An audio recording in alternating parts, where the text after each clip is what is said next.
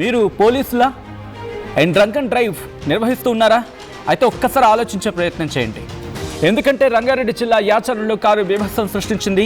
SI మధుపై నుంచి దూసుకువెళ్ళింది car. Drunk and drive తనిఖీలు చేస్తూ ఉండగా ఈ ఘటన చోటు చేసుకుంది. 400 మీటర్ల వరకు ఎస్ఐని ఈడ్చుకెళ్లింది కారు. ఎస్ఐకి తీవ్ర గాయాలయ్యాయి. హాస్పిటల్కి తరలించడం జరిగింది. మరో బైక్ ను సైతం ఢీకొట్టింది కారు. యువతికి గాయాలయ్యాయి. 2 యువకులను అదుపులోకి తీసుకున్నారు పోలీసులు. ప్రమాద సమయంలో 100 కిలోమీటర్ల వేగంతో వెళుతోంది కారు. దానికి సంబంధించిన విజువల్స్ మీరు చూడడం జరుగుతోంది ఆర్టీవీ స్క్రీన్ మీద. ఈ కథను మిమ్మల్ని కాస్త కలవరపరచొచ్చు. అయితే మిమ్మల్ని కలవరపాటుకు గురి చేయడం ఆర్టీవీ ఉద్దేశం కాదు. కానీ ఇటువంటి కథనాలు చూసినప్పుడు కాస్త కలవరపాటుకు గురి అవకాశం ఉంటుంది కాబట్టి దీనికి సంబంధించి తగిన జాగ్రత్తలు తీసుకోవాలని ఆర్టీవీ సూచించడం జరుగుతోంది. రంగారెడ్డి జిల్లా యాచరంలో కారు బీభత్సాన్ని సృష్టించింది. ఎస్ఐ మధుపై నుంచి కారు దూసుకెళ్ళింది. ఒకసారి విజువల్స్ మీరు చూడొచ్చు. దాదాపుగా 100 కిలోమీటర్లు గంటకి 100 కిలోమీటర్ల వేగంతో వెళుతోంది ఆ కారు. ఆ విజువల్స్ మీరు చూడొచ్చు. వాళ్ళు ఆపే ప్రయత్నం చేస్తున్నారు. డ్రంక్ అండ్ డ్రైవ్లో అక్కడ ఉన్న పోలీసులు లిమిటెడ్గా ఉంటారు డ్రంక్ అండ్ డ్రైవ్ చేపట్టినప్పుడు. మహా ఒక 4-3 ఒక స్పాట్లో ఉంటారు. మిగిలిన ఒక 2-3 కొంచెం డిస్టెన్స్లో ఉంటారు. బట్ అంతా కూడా ఒక్కసారిగా ఆ కారు మీద దృష్టి సారించాల్సి వచ్చింది. సో మీరు చూడొచ్చు TG 11A8519 ఆ కారు ఒక్కసారిగా బీభత్సాన్ని సృష్టించింది.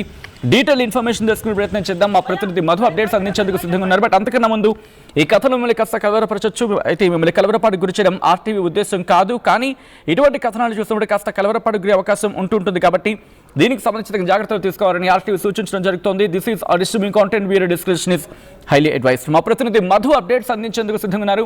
మధు, ఎగ్జాక్ట్గా ఏం జరిగింది? అట్ ద సేమ్ టైం ఎప్పుడు పట్టుకున్నారు వెంటనే ఆ వెహికల్ని పోలీసులు?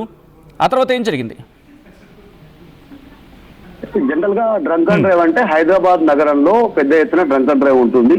ఇక్కడ వాహనదారులను ఆపుతారు, మీటర్ పెట్టి చెక్ చేస్తారు. వాళ్ళు ఎంత తాగారని కూడా తెలుసుకున్న తర్వాత లిమిట్ క్రాస్ అయితే కేసు నమోదు చేస్తారు. కానీ ఇది రంగారెడ్డి జిల్లాకు సంబంధించినటువంటి ప్రాంతంలో యాచారం మండలంలో ఇన్సిడెంట్ జరిగింది. ఎస్ఐ మధు అక్కడ స్పీడ్ గా వస్తున్నటువంటి వాహనాన్ని ఆపే ప్రయత్నం చేశారు. ఆల్రెడీ అక్కడ డ్రంక్ అండ్ డ్రైవ్ సంబంధించినటువంటి పోలీసులు ఉన్నారు, చెక్ చేస్తా ఉన్నారు. ఈ సమయంలో ఆయన ముందుకు వచ్చి వాహనం ముందు ఆపే ప్రయత్నం చేశారు ఎస్ఐ మధు. ఆ డ్రంక్ అండ్ డ్రైవ్ చేసినటువంటి వ్యక్తి ఎవరైతే ఉన్నారో కారు దాదాపు 100 కంటే ఎక్కువ స్పీడ్ తో కిలోమీటర్ తో ముందుకు దూసుకెళ్లారు.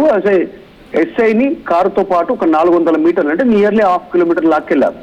ఈ సందర్భంలో ఎస్ఐకి తీవ్ర గాయాలయ్యాయి, ఆసుపత్రికి తరలించారు. ప్రస్తుతం ఈ సందర్భంలో ఎస్ఐని తీసుకెళ్తున్న దాంట్లో ఇంకొక బైక్ ఢీ కొట్టారు, ఇంకొంతమంది యువతులను ఢీ కొట్టారు.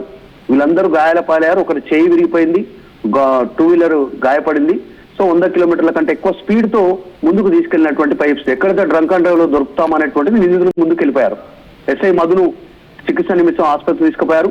ప్రస్తుతం ఆయనకు చికిత్స అంతా ఉంది.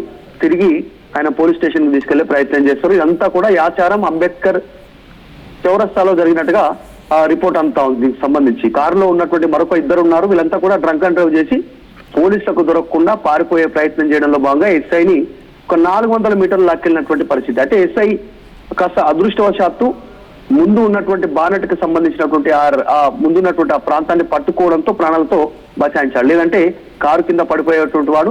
ఇట్లాంటి సిచ్యువేషన్ జరిగింది. ఆ విజువల్స్ వచ్చాయి, మనం చూస్తా ఉన్నాం. కారు ఎంత వేగంగా వెళ్తా ఉంది. కొంతమంది స్థానికులు కూడా ముందు 2 వీలర్ పెట్టండి, ఆ కారుని ఆపే ప్రయత్నం చేయండి, ఎస్ఐని ఢీ కొట్టి ముందుకు వెళ్తా ఉన్నారు అనేటువంటిది స్థానికులు చెప్తా ఉన్నటువంటి పరిస్థితి. స్థానికులే పట్టుకున్నారు. స్థానికుల సహాయంతో ఆ కారు డ్రైవర్ ని ప్రస్తుతం అదుపులో తీసుకున్నారు. ఎస్ఐ మధు, గాయపడినటువంటి ఒక మహిళ, చేయి విరిగినటువంటి వాళ్ళు, 2 వీలర్ కి సంబంధించినటువంటి వాళ్ళు, వీళ్ళంతా అది ఇంటెన్షనల్ గా జరిగిందా? అంటే అది ఇంటెన్షనల్ గా జరిగిందా, అన్ఇంటెన్షనల్ గా జరిగిందా? లేకపోతే of course drunk and drive లో ఉన్న సందర్భంలో డ్రంక్ చేసి తప్పతాగి ఏమైనా అటువంటి ఘాతుకానికి ఏమైనా పాల్పడ్డారా? ఎగ్జాక్ట్లీ. ఒక రకంగా అయితే ఇది బయట హిట్ అండ్ రన్ కేసు కింద చూడాల్సినటువంటి అవసరం ఉంటుంది సాధారణంగా. కాకపోతే ఇక్కడ drunk and drive already drive నడుస్తుంది. అక్కడ వస్తున్నటువంటి వాహనాలను చెక్ చేస్తా ఉన్నారు. తాగినటువంటి వారిని కేసు నమోదు చేస్తా ఉన్నారు. జనరల్ గా మొత్తం ఉమ్మడి రంగారెడ్డి జిల్లాలో పెద్ద ఎత్తున డ్రంక్ అండ్ డ్రైవ్ నిర్వహిస్తా ఉన్నారు.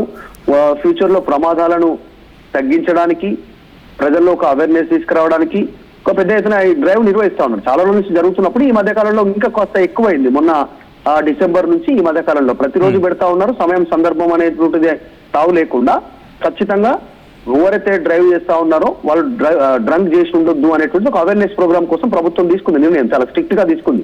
కానీ వీళ్ళు ఎక్కడ దొరికిపోతామో, ఇక్కడ కేసు నమోదవుతుందో, ఎక్కడ జైలుకు వెళ్లాల్సి వస్తున్నట్టు ఒక భయాందోళనతో ఎస్ఐ లాక్కెళ్ళినట్టుగా చాలా స్పష్టంగా కనిపిస్తా ఉంది. అయితే ఆ సందర్భంలో ఒక మహిళ, ఇంకొక 2 వీలర్, ఇంకా మిగతా కొంతమందిని గాయపరిచినటువంటి సిచ్యువేషన్. ప్రస్తుతం డ్రైవర్ని అందుబాటులోకి తీసుకున్నారు, వాళ్ళు ఎంక్వైరీ చేస్తా ఉన్నారు. కారులో ఉన్నటువంటి మరొక ఇద్దరిని కూడా వారిని అదుపులోకి తీసుకున్నటువంటి సిచ్యువేషన్ కనిపిస్తా ఉంది. ప్రస్తుతం ఎస్ఐ చికిత్స అయిపోయింది, స్టేషన్ చేరుకున్నారు. ఇంకా కొంతమంది తీవ్రంగా గాయపడ్డారు. ఒకరు కాలు విరిగిపోయింది, ఒక చేయి విరిగిపోయింది, తర్వాత 2 వీలర్ గాయపడింది, ఒక మహిళ కూడా గాయపడడంతో వారికి సంబంధించిన చికిత్స కొనసాగుతా ఉంది. తదుపరి కేసు నమోదు చేసి ఎంక్వైరీ చేసే అవకాశం ఉంది. ఆల్రెడీ ఒక్కసారి మీ లైన్లో ఉండే ప్రయత్నం చేయండి మధు. ఇటువంటి ఘటనలు జరగడానికి కారణం ఏమై ఉంటుంది? మీరేమనుకుంటున్నా కమెంట్ చేసే ప్రయత్నం చేయండి. మాదక ద్రవ్యాలు, మత్తు పదార్థాలు, ఐ రిపీట్, మాదక ద్రవ్యాలు, మత్తు పదార్థాలు లాంటివి ఇటువంటి ఘాతుకానికి, అంటే ఇంతటి దారుణానికి దారితీసేలా పాల్పడుతున్నారా? ఇంతటి ఘాతుకాలకి దారి తీస్తున్నాయా? మరి ముఖ్యంగా అసలు పోలీసులు ఎందుకు ఉండాలి? మనం డ్రంక్ అండ్ డ్రైవ్, మనం ఇన్ ద సెన్స్ సమాజంగానే మాట్లాడుతున్నాం. మనం డ్రంక్ అండ్ డ్రైవ్ చేస్తే మన సమాజం మనల్ని ఎందుకు పట్టుకోవాలి? అసలు వాళ్ళు ఎందుకు డ్రంక్ అండ్ డ్రైవ్ నిర్వహిస్తున్నారు? ఆలోచించదా? మీకు వెహికల్ ఉంది, అది 2 వీలర్ కావచ్చు, 4 వీలర్ కావచ్చు, 6 వీలర్ కూడా కావచ్చు. వాళ్ళు చేపడుతుంది దేనికి? మీరు బాగుండాలి, రోడ్డు మీదకి మీరు వచ్చినప్పుడు మీతో పాటు ప్రయాణించే తోటి ప్రయాణికుడు కూడా బాగుండాలి. దానికోసం కదా అండర్లైన్ సబ్జెక్ట్ అంతా. ఎందుకు ఆ విరగబాటు? ఏంటి ఆ దరిద్రం? ఆ విరగబాటు దేనికి? మత్తు పదార్థాలు సేవించి, మాదక ద్రవ్యాలు సేవించి, మద్యం సేవించి బండ్లు పట్టుకుని రోడ్ల మీదకి వస్తే ఎవడి ప్రాణాలు తీద్దామని, ఎవడి ప్రాణాలు తీసేద్దామని. ఒక టెర్రరిస్ట్ గన్ను పట్టుకుని రోడ్డు మీదకి వచ్చినప్పుడు ఏం చేస్తాం దొరికితే? ఎందుకని? ప్రాణాలు తీస్తాడనే కదా, వాడేం సమాజ సేవకని కాదు కదా. వాడి చేతుల్లో తుపాకీ ఎంత డేంజరు. మద్యం సేవించి, మత్తు పదార్థాలు సేవించి వెహికల్ పట్టుకుని రోడ్ల మీదకి వస్తే మీతో కూడా అంతే ప్రమాదం.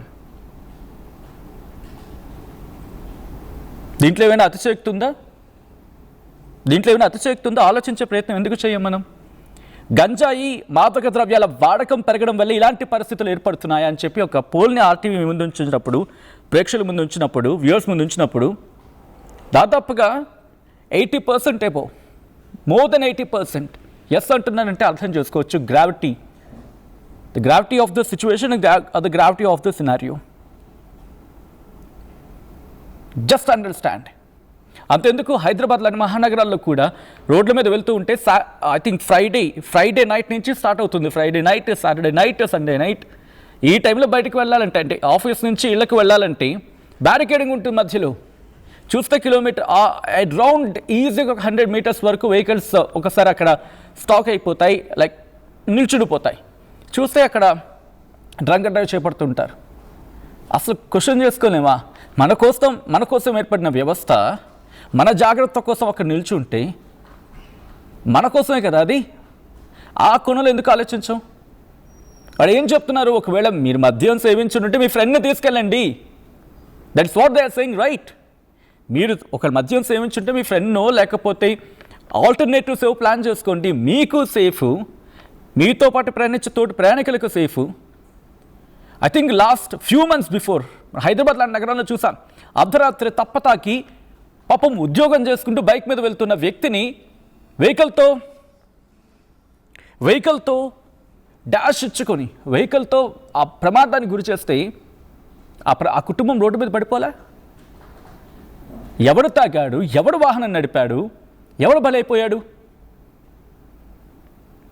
ఇలాంటి ఘటనల మీద యాజ్ ఎన్ సొసైటీ మనం రియాక్ట్ కావాలి. We have to take care of our responsibility. ఈరోజు ఆ పోలీస్ అధికారికి ఏమైనా అయితే మనమే కదా, మన వ్యవస్థే కదా దాని ఏమంటారు, ఎన్నో కండిషన్స్ లేకపోతే ఎన్నో క్వాలిఫికేషన్స్ వాటిని సెట్ చేసుకుని, పారామీటర్స్ని చెక్ చేసుకొని మనం ఎంచుకున్నాం మన కోసం. మన వ్యవస్థ గురించి మాట్లాడుతున్నాం, నాట్ అన్ ఇండివిజువల్. కాబట్టి ఆలోచించే ప్రయత్నం చేయండి. అండ్ ఫ్రైడే నైట్ వస్తే చాలు, తాగేసి రోడ్ల మీదకి రాకండి దయచేసి.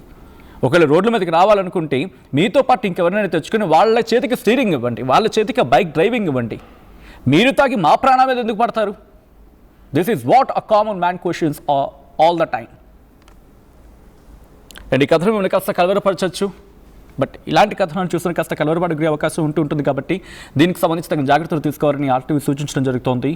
This is a disturbing content, video description is advised. ఒక్కసారి ఆ దృశ్యాలు చూద్దాం.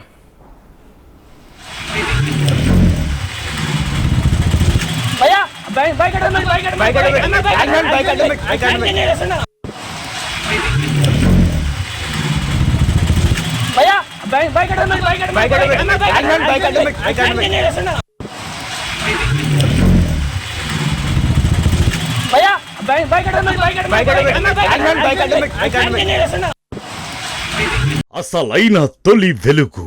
ఫాలో వాట్సాప్ @తొలి వెలుగు official.